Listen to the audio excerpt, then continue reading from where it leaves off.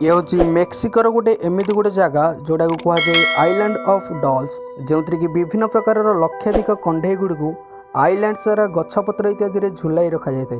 जो कंढे गुड़ी को आपण मैंने देखिले डरीजे कारण ये कंढे गुड़िक साइको भाया होई थांती।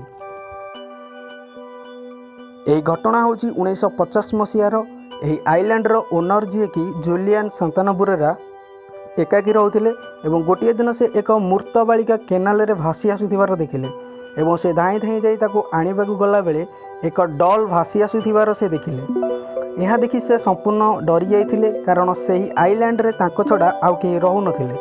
यही घटना ताको राति सारा आउ सुआई देला नाही एवं ताको राति सारा अजब प्रकार लगिला एवं से संपूर्ण भयभीत हो गले एवं से चिंता कले जे एही डॉल रे से झीलटीर आत्मा रहुची एवं से ताको ए गछरे ओहळाई देले एवं से झीलटी पुनश्च फेरी आसब बोली गोटे पर गोटे डॉल आनिकी आइलैंड सारा चारिआडे सजाई देले एवं से दिन ठारू से आइलैंडर नाम आइलैंड ऑफ डॉल्स बोली जणागला। यदि आपको वीडियो भल लगी तो लाइक शेयर कमेंट और सब्सक्राइब करूँ।